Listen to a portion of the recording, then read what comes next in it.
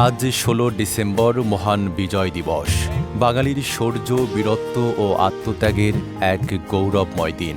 ১৯৭১ সালের এই দিনে ৯ মাসের রক্তক্ষয়ী মুক্তিযুদ্ধ শেষে পাকিস্তানি হানাদার বাহিনীর বিরুদ্ধে চূড়ান্ত বিজয় অর্জন করে বাংলাদেশ।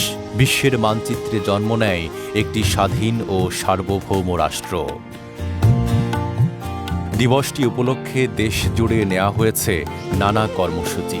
সূর্যোদয়ের পর সাভারের জাতীয় স্মৃতিসৌধে প্রথমে রাষ্ট্রপতি মোহাম্মদ শাহাবুদ্দিন ও পরে প্রধান উপদেষ্টা প্রফেসর ডক্টর মোহাম্মদ ইউনুস পুষ্পস্তবক অর্পণ করে শহীদদের প্রতি শ্রদ্ধা জানান। এরপর বীর মুক্তিযোদ্ধা, শহীদ পরিবার, যুদ্ধাহত মুক্তিযোদ্ধা, বিদেশি কূটনীতিক, রাজনৈতিক ও সামাজিক সংগঠন সহ সর্বস্তরের মানুষ শ্রদ্ধা নিবেদন করেন।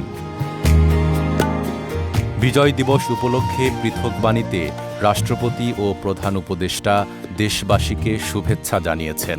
রাষ্ট্রপতি গণতন্ত্র, সহনশীলতা ও জাতীয় ঐক্যের উপর গুরুত্ব আরোপ করেন।